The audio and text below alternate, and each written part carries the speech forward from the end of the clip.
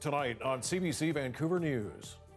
If we can have some sort of rent reduction, anything helps. Rent relief on the way for struggling small businesses hit hard by COVID-19. Also, I feel like they are treating my claim as if I am a fraudster. Accused of stealing his own debit card, a Vancouver teacher's battle with TD Bank, and I was thinking, wow, this is crazy. coming to the rescue, a COVID-era birthday surprise for a North Vancouver girl. This is CBC Vancouver News.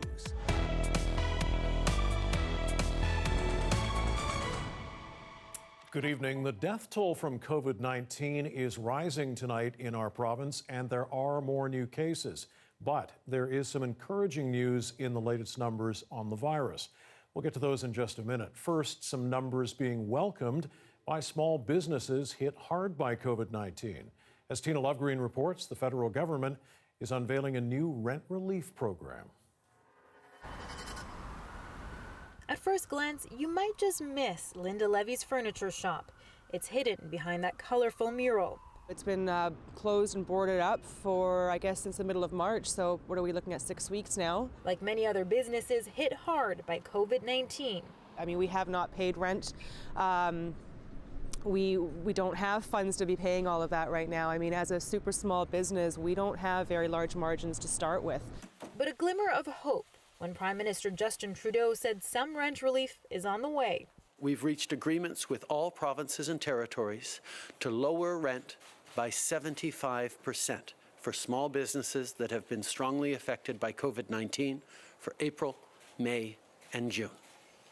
The government will cover 50% of that reduction, with the property owner covering the rest. It would be amazing. Let's just hope that it's as straightforward as it should be, because I know with a lot of programs that come out, not all of us are eligible for them. And that's the worry. But on our list of concerns are those businesses that won't be eligible because they haven't lost 70% or more of their revenue, but they're still struggling. Second big concern is landlords. Will they want to participate? It is voluntary from the landlord side. A tenant would undoubtedly be interested in this program because they're only going to have to pay 25% of their rent for the months of April, May, and June. But, you know, the tenant can't force a landlord to participate in the program. But help is on the way, and businesses like custom jewelry shop Cavalier are trying to stay optimistic. The revenue is a huge loss, but I think we'll bounce back. But subsidies aren't sustainable over the long term, and there are questions about how long they'll be available for. Are they willing to do it for a year if this continues to go on? Like, that would be more of a question for government, I think. A lot of businesses are going to need that. If you're telling them you can't be open or they can't operate at a full capacity.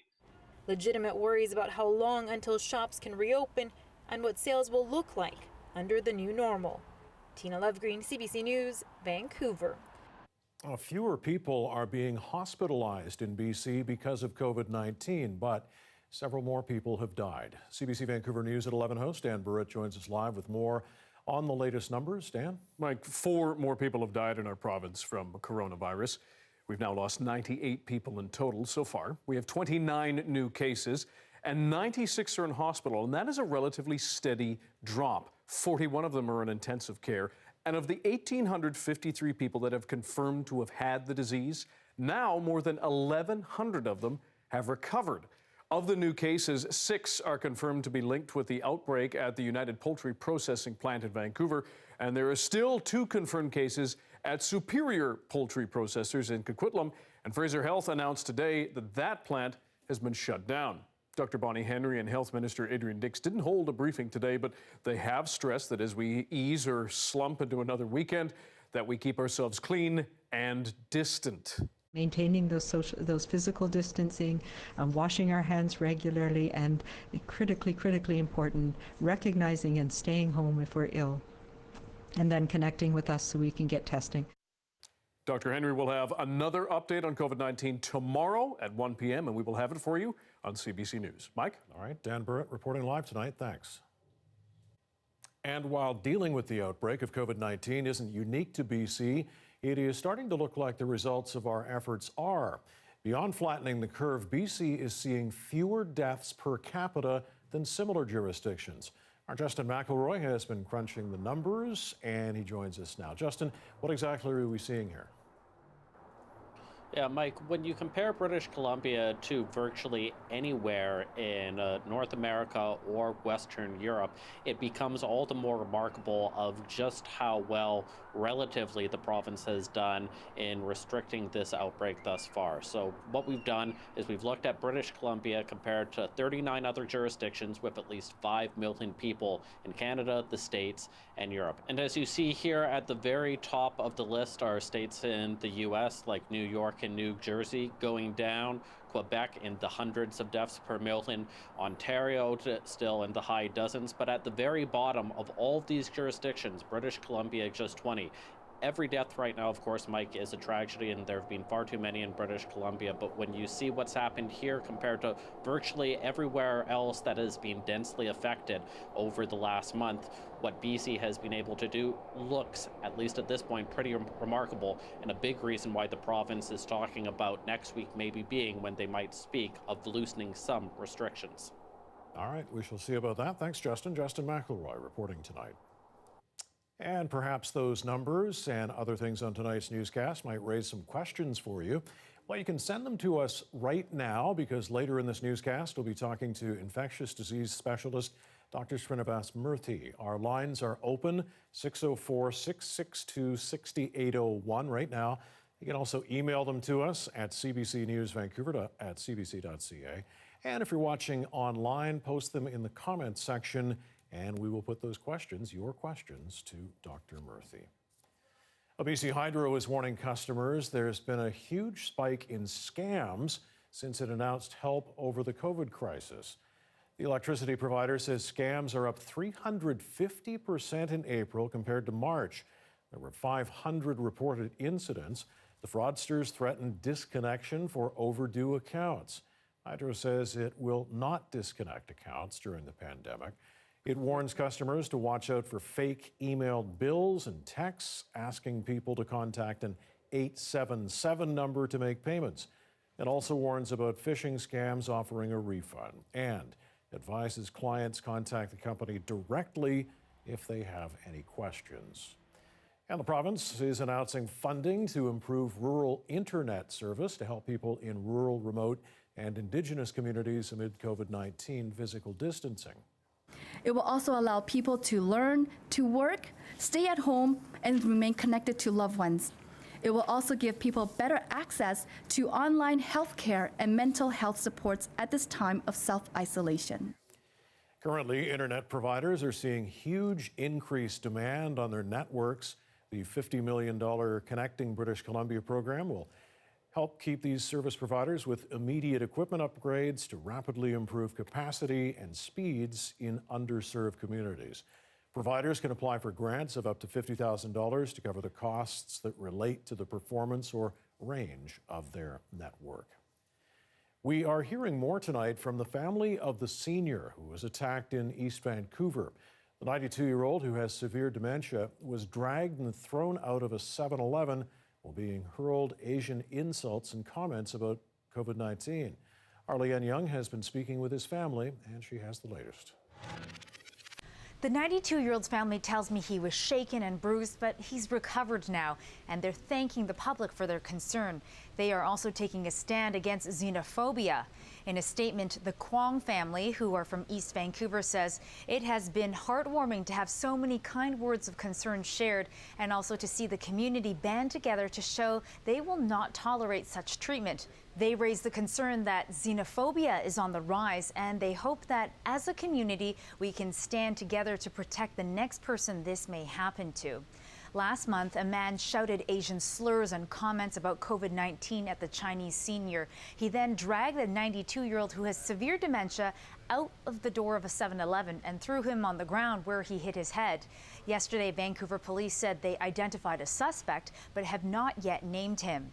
I've been speaking with two of the victims' granddaughters. They say the family wants to keep their grandfather's name private, but they tell me he's called Canada home since the 1970s. He's the patriarch of a large family with 5 kids, 8 grandkids, and 10 great-grandchildren, the last 2 generations born here in Canada. The hope is future generations won't ever experience what their great-grandfather did. They wrap up their statement by thanking Vancouver police for their efforts and saying, "We can't control the fact that bad things are going to happen, but it's how we react to them that really matters." And they hope to see many more acts of kindness in the community. Leanne Young, CBC News, Vancouver.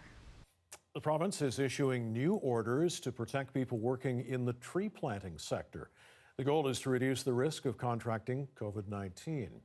Some of Dr. Bonnie Henry's orders call for screening of workers for symptoms or potential COVID-19 exposure, as well as added hygiene measures in camps, training workers on safety, and limiting travel outside of camps. Every year, about 5,000 tree planters from across Canada work in remote camps and rural areas. Forest and tree planting are classified as essential services because their products go into making medical supplies like protective masks, drapes, and screens. A Vancouver teacher has won a battle with the Toronto Dominion Bank after TD accused him of stealing his own debit card. The bank has finally refunded him thousands of dollars drained from his account by the actual thief, but only after CBC News got involved. Eric Rankin of our CBC Vancouver Impact team has the story. So this is the mailroom where my debit card was dropped off. On April 10th, the mailboxes in this Mount Pleasant apartment lobby were ransacked by this person who got into the building around 8:30 a.m. and used a crowbar to pry open the facades of the boxes, stealing the letters inside. The thief methodically working his way along the wall, undetected. Among the mail stolen, a new TD Bank debit card just sent to 28-year-old Eric Prue. He was pretty lucky to not just get pizza flyers. Before Prue even realized his new bank card was stolen, the thief had somehow activated it and drained all $4,300 Prue and his partner had saved to pay monthly mortgage on their new apartment. Prue's girlfriend is laid off due to COVID. Prue works remotely as a teacher.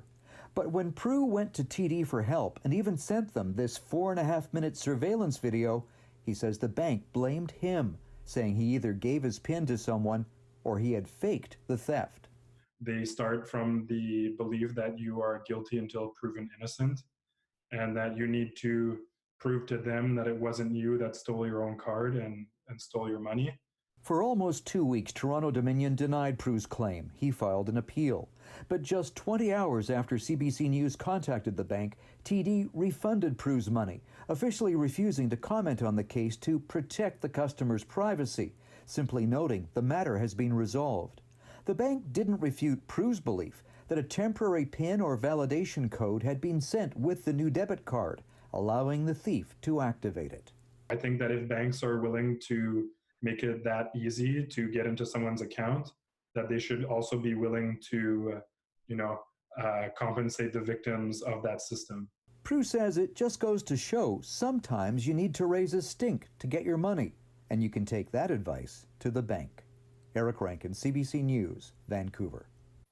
And just a short time ago, TD Bank sent us an update. It now says a temporary PIN is sent to customers in a separate envelope on a different day. The bank says it's sorry Prue's information was stolen and they regret the inconvenience. TD says it's pleased the matter has been resolved through what it calls its escalation process.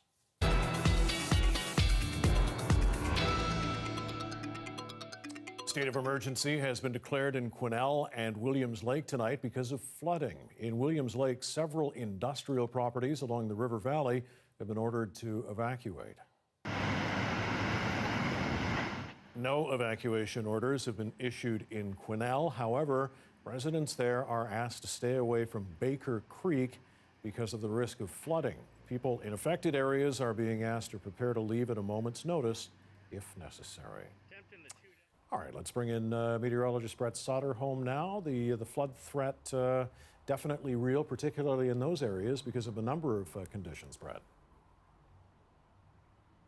Yeah, this weekend is particularly looking unsettled and not really cooperative when it comes to making those conditions even worse. There's going to be a big system that's going to be encompassing all of BC this weekend, bringing lots of rain to everywhere. And while that rain is needed here in the south coast, it is absolutely not needed up into the Cariboo and the Chilcotin. And I want to show you the system that I was talking about and why it's of particular concern. Throughout Saturday, we are expecting showers widespread from Prince George down to Williams Lake, but the real issue here is the potential for thunder showers. Now, in those, you're going to get locally higher rainfall amounts, and that means all of that rain is going to have to eventually be draining into the rivers and their tributaries. While Sunday is expected to be just a little bit drier, there is still the potential here for anywhere between 5 to 15 millimeters of rain falling over the course of Saturday. But once again, within those thunderstorms, that could potentially reach 15 to 30. So in ideal conditions, we wouldn't be wanting to have any rain in the region, and we would like to see the cool temperatures. Now, we are going to see that throughout Saturday and Sunday. You can see Prince George there likely getting up to 9 degrees both days. That's going to help ease some of that rapid snowmelt that has been going on and leading to those largely high river levels. So it's a small little bit of silver lining. However, we're going to need to watch very carefully to see how tomorrow plays out. Okay, Brent, thanks very much. We will talk to you again in a little bit. Well, for kids, birthday parties are usually a pretty big deal, a day to feel special with friends and family. But how do you celebrate when a worldwide pandemic means no one can come over? Well, that's where the District of North Vancouver's fire department comes in. As our Deborah Goebel reports tonight, it started doing some birthday rescues. He doesn't know what's happening exactly, but it is his 5th birthday. Then again, Felix knows it's kind of a weird birthday this year. When Felix woke up this morning, the first thing he said is, "No, when are the people coming for my birthday?" And we had to have the conversation again about how nobody was coming. Just another thing the coronavirus has taken away. But rescuing people is a big part of what firefighters do. So the District of North Vancouver is here to help rescue Felix's big day. And lots of friends from his townhouse complex have come outside to watch.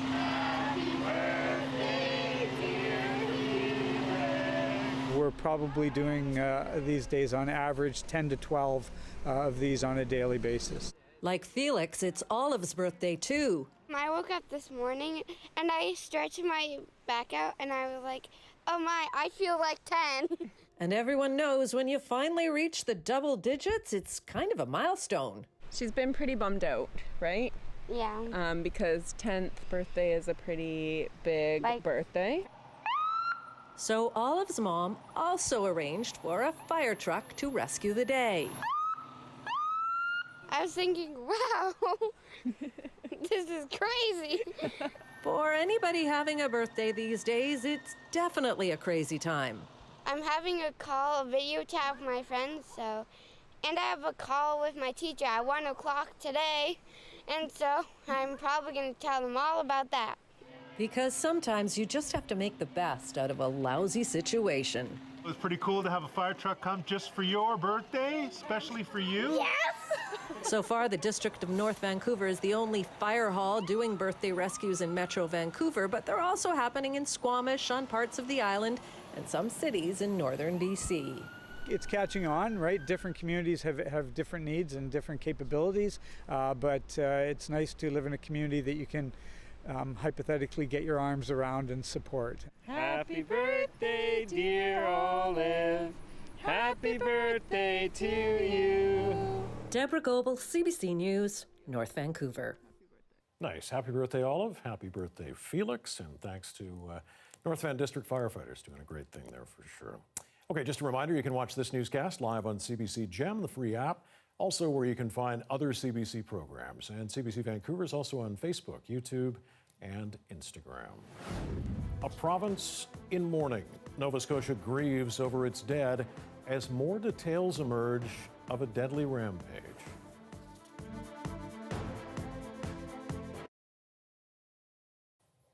And thanks for being with us online tonight for more news during the television commercial break.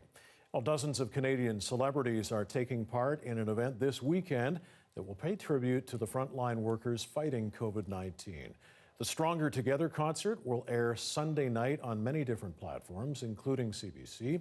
Here's Deanna Sumanak-Johnson.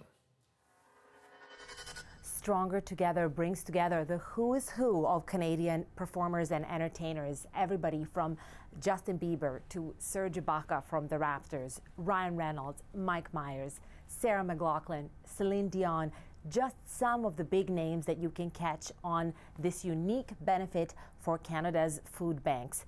Now, what's also unique about Stronger Together is that it brought together Canada's broadcasters, CBC, CTV, the Chorus Networks, Rogers, and dozens of other smaller stations will all be carrying the broadcast and really trying to help out the food banks. Michael Bublé is one of the notable performers. Here's what he had to say about why it was important to put this distinctly Canadian initiative. Here's what he had to say. Each of us on this conversation, this call, we have privilege. You know, we're lucky, and it's because, in many cases, of what our country's given us. And so I think it's our duty and our responsibility to do this. I don't think that you get a cookie for being good. Michael Bublé there reflecting on his privilege both as a Canadian and as a celebrity.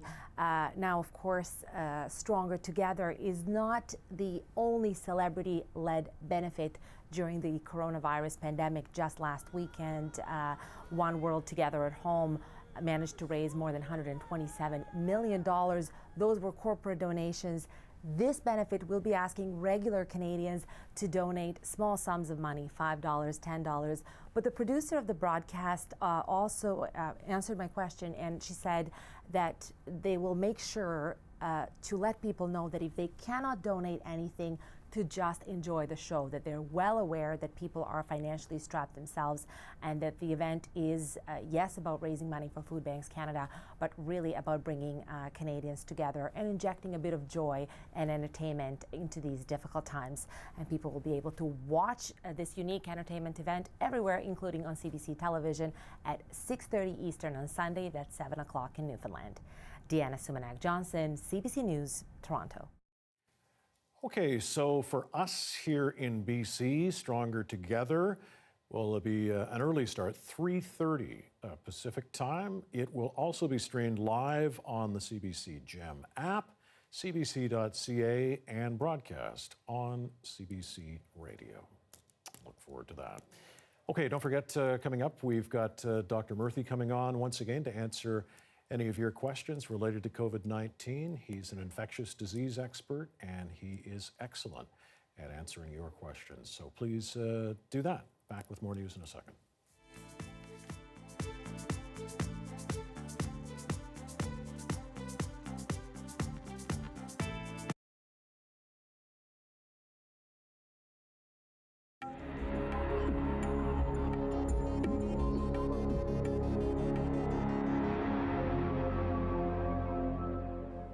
RCMP in Nova Scotia revealed details today of the deadliest mass shooting in Canadian history.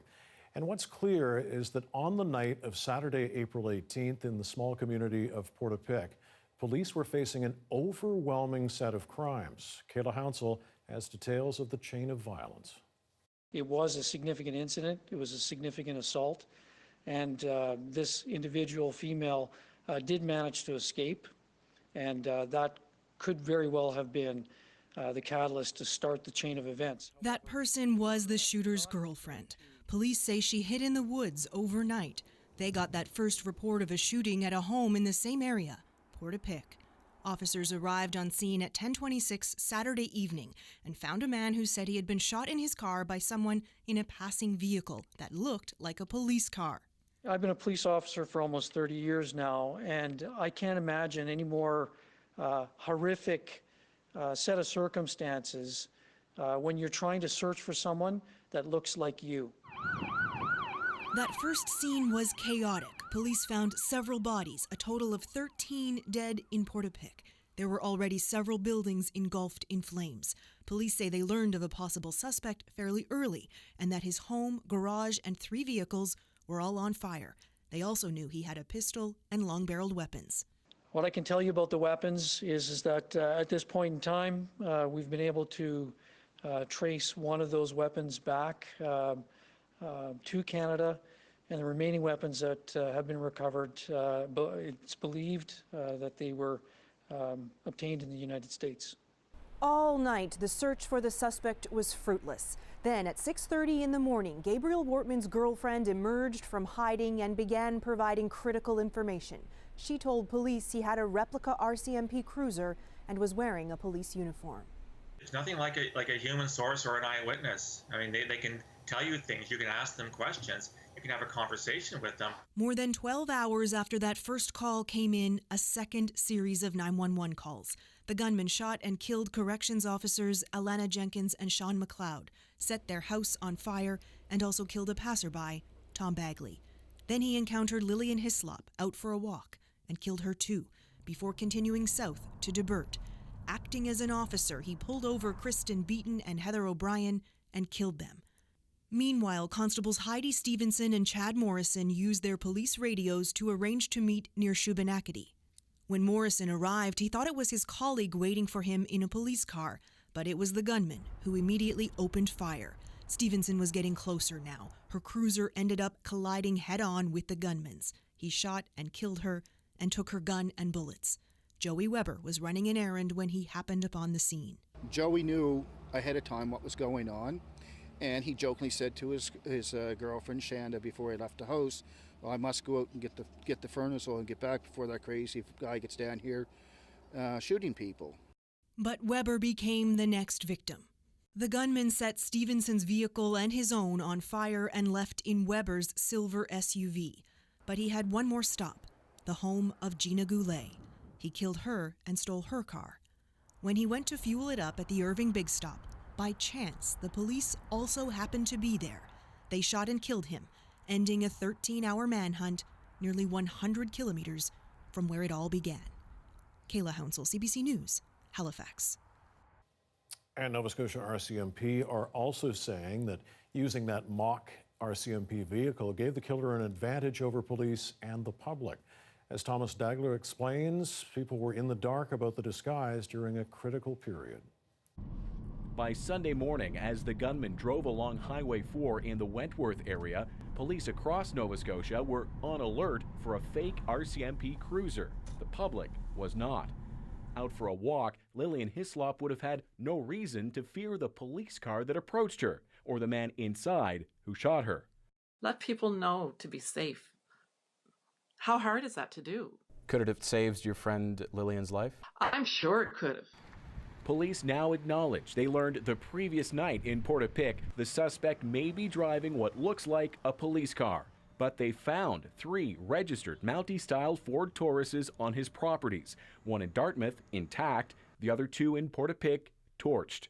It became clear on Saturday night that the suspect may be driving a mock police car. Why wait 11, perhaps 12 hours to warn the public of that? Couldn't that have saved lives? You're asking me to provide a crystal ball answer, and the fact that there was this 4th unplated vehicle didn't emerge until the early morning hours. Notice that car has no license plate. Police didn't realize he had a mock RCMP cruiser on the road until the gunman's girlfriend told them. They alerted officers but waited roughly 3 hours to warn the public, in a tweet no less. You know, you're finding bodies, you're putting out fires, you're assisting fire department, ambulance.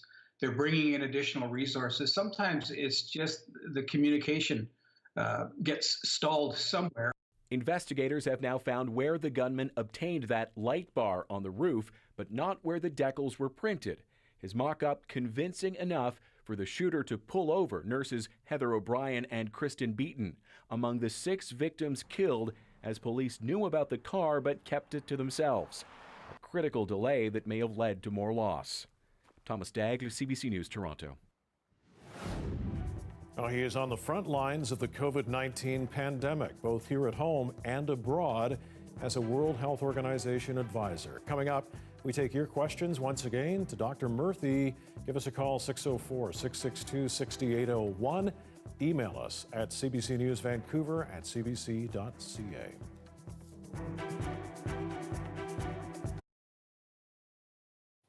And thanks for staying with us during the second television commercial break for more news content.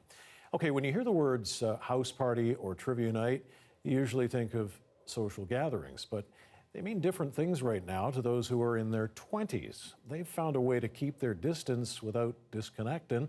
Stephanie Matisse shows us how. If I get corona, I get corona. At the end of the day, I'm not going to let it stop me from partying. They got a bad rap with stuff like this, those huge parties. The world was saying 20-somethings just don't understand COVID-19 and how they might pose a risk to others. I thought it was really ignorant. I think that it's not the general population of my age group that are acting this way. Now they're the ones schooling the rest of us. This is how to isolate like someone in their 20s.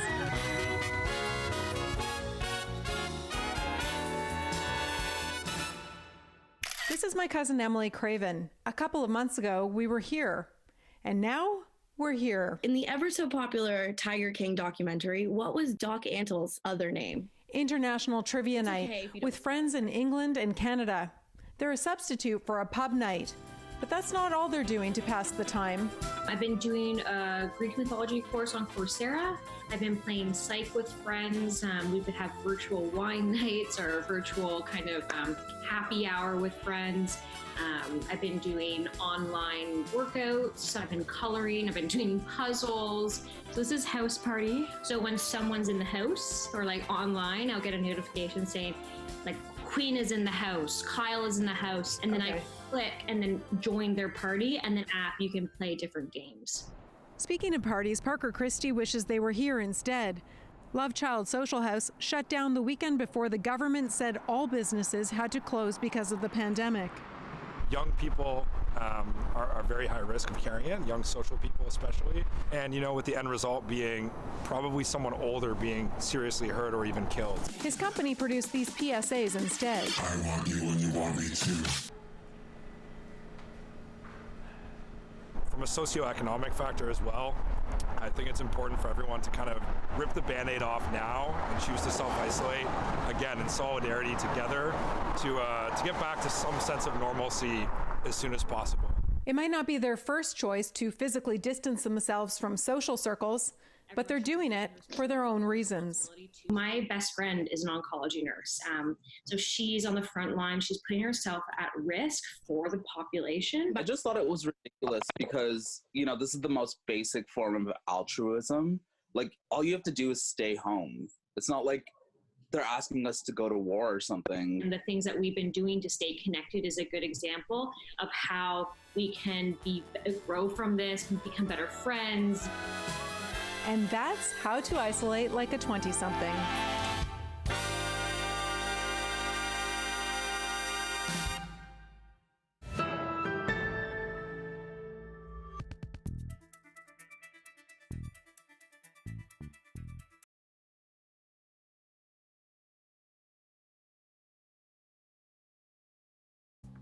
Here are some of the stories we're following tonight on CBC Vancouver News.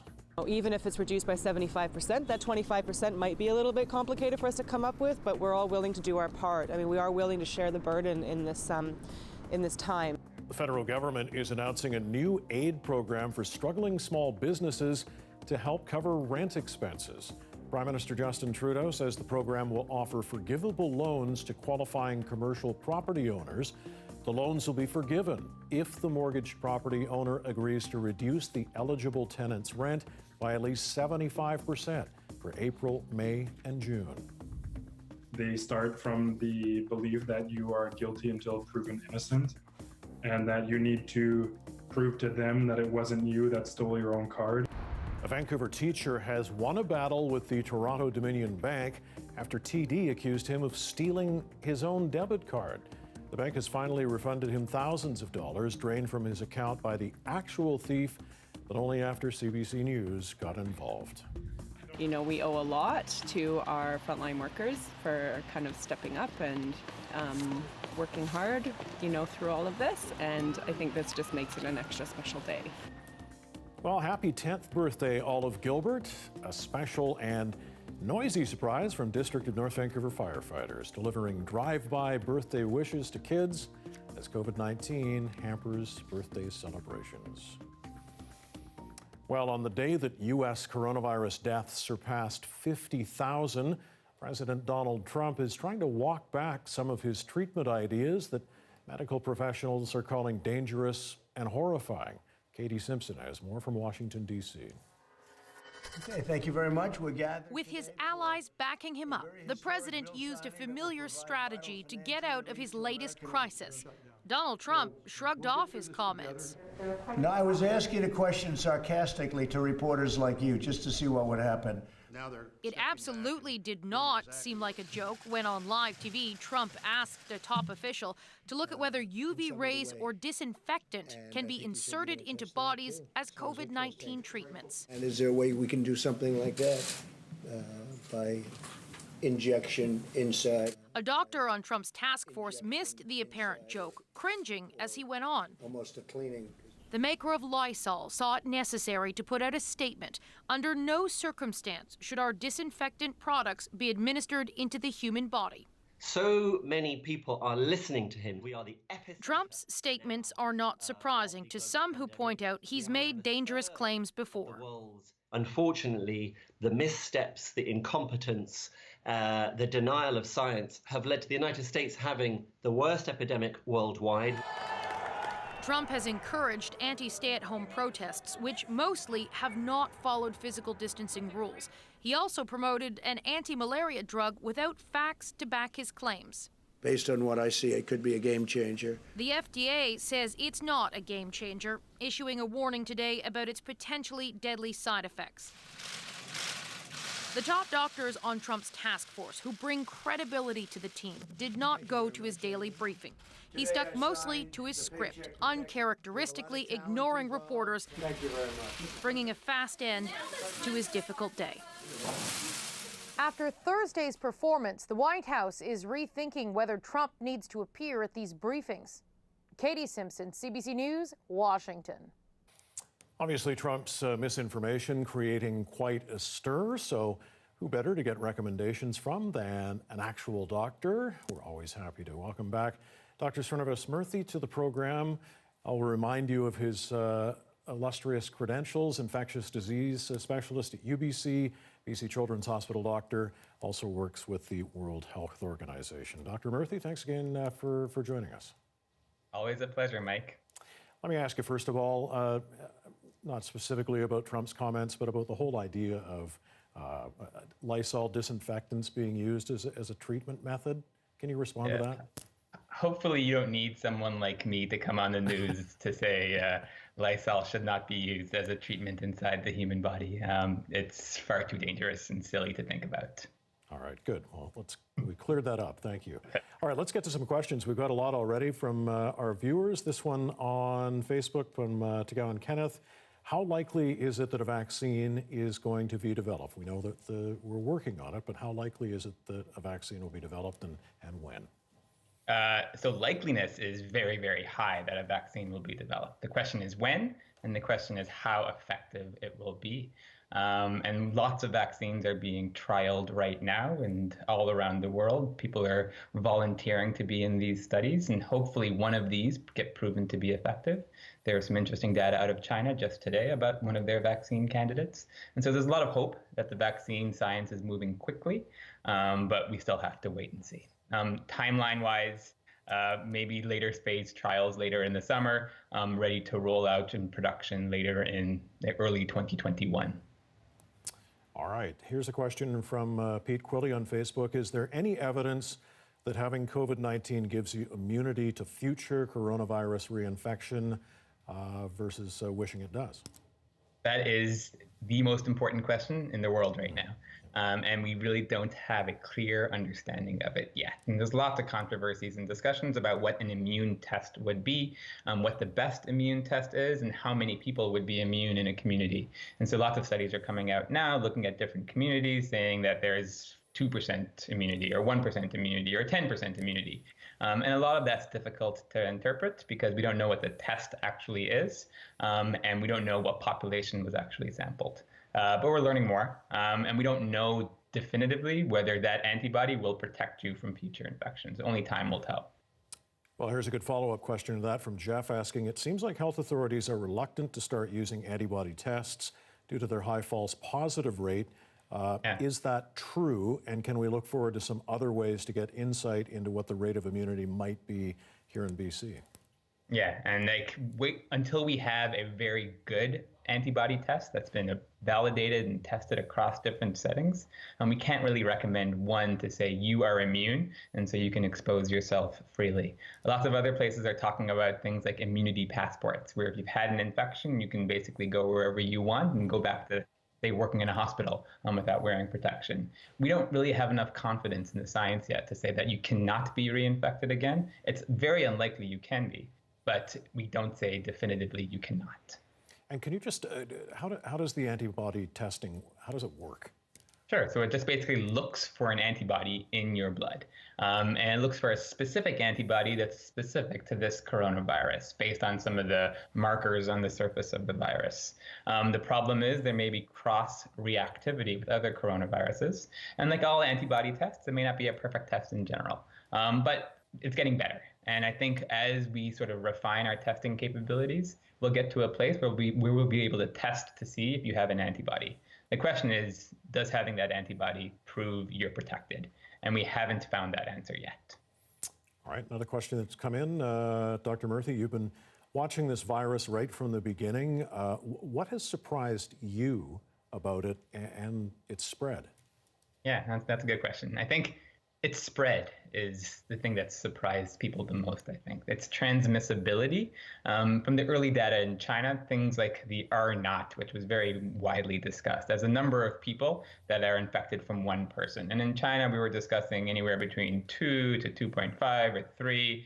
And then as you see it spread throughout Europe and the US, you see that number increase significantly to the 3s and 4s. So that for every one person who has disease, 3 to 4 people get infected. And that's a very high number for a respiratory infection. In BC, looking at the numbers now, we've brought it down to around 1, which is because of all of our collective hard work, which is a sign that we're doing the right thing.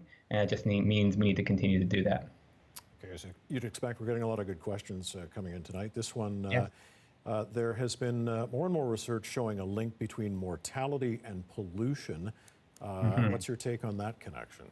Yeah, that's an interesting one. And so you can think about baseline lung disease being higher in places where there's more pollution, but also there's like what we call a confounder, where there's another thing that's linked to the pollution. And in this setting, if you live in a place where there's lots of pollution, you may not live in as wealthy an environment. And if that's the case, you may be at more risk of getting the disease and at more risk of having severe disease. And so I wouldn't necessarily link pollution directly to the problem of getting severe disease and mortality. I would more link being around pollution and the things that's attached to that. We're getting quite a few questions about the easing of restrictions. We're obviously a ways off, but we saw Saskatchewan starting to go down that road. New Brunswick today talking about having sort of a two-family bubble situation where you could have, you've heard about that. So, I mean, what might it start to look like for us here? People asking, what might we see initially? Yeah, it's difficult to say exactly, and I'm not going to comment on behalf of the Ministry of Health and how they're going to define that phased, slow, measured approach to things. And British Columbia should be commended thus far for how it's done in the phasing of its lockdown approaches going forward or going backwards from February to March. And I'm sure that coming out of this will have a phased approach too. And what will come first, we'll see. What's important to have is a firm infrastructure in the public health scene of being able to test people, being able to trace them, and being able to isolate them. If you have those things fully capable and your hospitals and health system can cope with things, you can start thinking about how to open things up. And what gets opened up first, whether it's you can go visit your neighbors or whether schools reopen, what opens first and in what order, I think that's a separate conversation. All right, here's an email that just came in from Carol asking, how can we compare our stats with other countries when some countries and a number of U.S. states only report hospital deaths? Yeah, no, it's a very good question. And all sorts of places report things differently. Reporting by number of cases is just a matter of how many tests you do at the population level. And so if you do less tests, you'll have less cases, and so you'll seem like you're doing better. And so that's why we tend to report hospitalizations and hospitalized deaths as being a comparator across regions, because you can't really sort of fake going to the hospital or even dying from the disease. And so that's probably a more accurate metric across different places with different testing strategies than just the sheer number of cases. All right, this one from Barbara Ellen Pollard on Facebook asking, We're saying I knew 4 people with pneumonia back in January. Could that have been COVID-19? And a friend had a mild stroke this month. Could that have been related to the virus? Yeah, and lots of people around my neighborhood have asked me and texted me about whether they had a cold back in December or January. They're probably immune, right? And we can't say definitively not, but based on what we have seen from the virus and where it's sort of progressed over the past few weeks, it's unlikely that early January pneumonias were associated with coronavirus. And so I would say that that was not that. If it was in March, April, then that would be a separate conversation. Okay, here's an email from Peter asking, of the over 1,100 people who've recovered from COVID-19, how many have health issues? I don't know if we can get a specific number on this, but how many have health issues such as kidney or heart damage that was caused by the virus? That's a great question. And we're still sort of learning about the long-term effects of having a severe coronavirus infection. And in China, for example, there are some numbers of people who have subsequent lung disease and subsequent kidney disease from the acute problems. In Canada, it's still early. And so our outbreak, which surged about a month ago, we're still learning about what's going to happen long-term. And there's lots of good research happening across the country about exactly that question. All right, well, we got time for one more question. Let me ask you what you're anticipating in the days ahead. What do you think we're going to be seeing here in BC specifically? We're going to have little spikes here and there. And I think watching our institutions very carefully, obviously watching our meat processing plants is important, watching our jails, watching our long-term care facilities. These are the places that I'm most concerned about, more so than community spread or household spread. It's the places where people are forced to live and work close to each other without adequate protections. And so we really need to pay our attention to those places as we sort of move to this next phase of outbreak response, when people are starting to talk about opening up, but we really aren't ready yet. All right. Once again, great questions, great answers tonight. Dr. Murthy, thank you once again so much for joining us. We appreciate it. Enjoy your evening, Mike. All right. Take care. Okay, at 6:47, live shot looking up Cambie Street tonight. Bit of a dull day here in the Lower Mainland. The weekend is here, so is Brett. He's got the forecast coming next.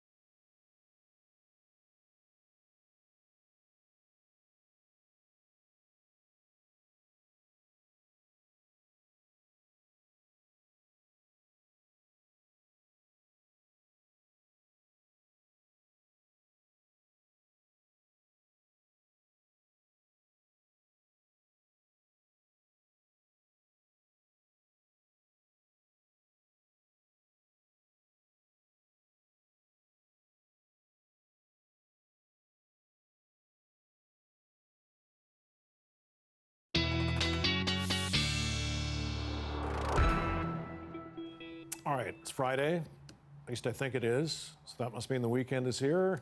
Brett is here with the forecast. Some rather ominous looking clouds seem to be rolling in, Brett. You got that right. It's almost like those clouds know what day tomorrow is, because we're once again going back to our traditional rainy Saturdays here in Vancouver. But I say that with just a little bit of lightness in my voice, because believe me, if you've been following along all week, we still desperately need some rain down here, and there will be plenty of that to come this weekend. So I'm going to walk you through what we can be expecting, but let's start off by looking at how warm it is right now across the lower mainland. 12 degrees at the airport, where once again going farther inland toward the Fraser Valley, temperatures closer to about 16 degrees.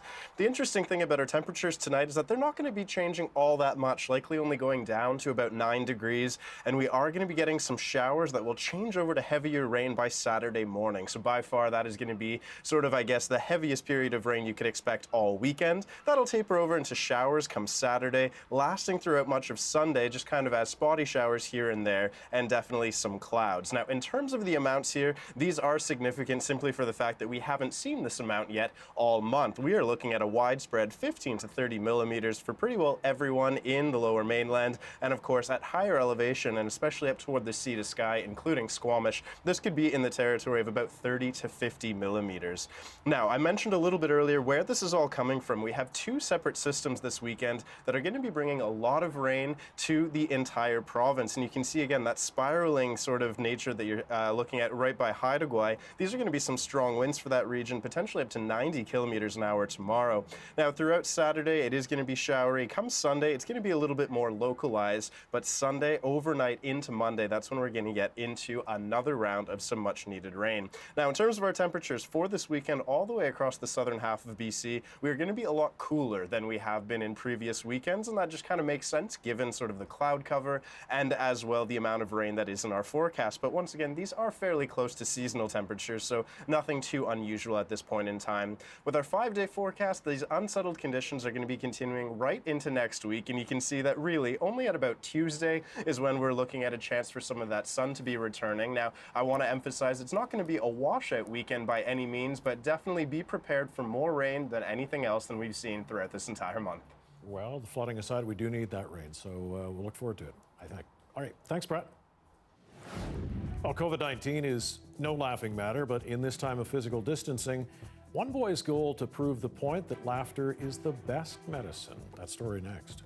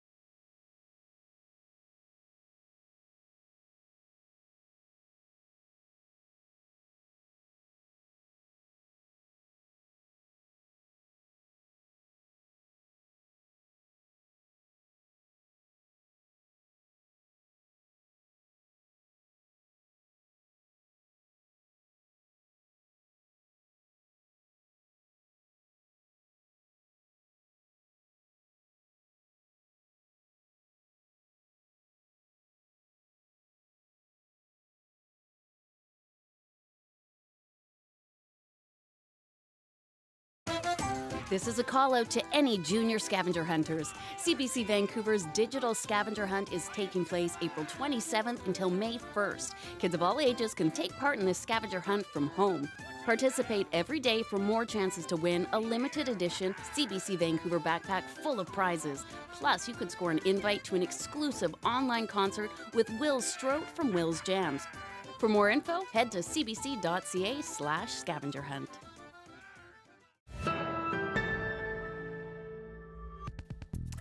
Well, during a pandemic, a lemonade stand may not be a winning idea, but 6-year-old Callahan McLaughlin has a new and different tonic in mind, a free walk-by, drive-by joke stand. And during these times like these, the smiles he helps deliver might just deliver more satisfaction than a glass of juice. Right there? Okay, let's go get the umbrella. There's a lot of stress in the world, and I kind of want to get some smiles on people's faces because of coronavirus. What's a pirate's favorite letter?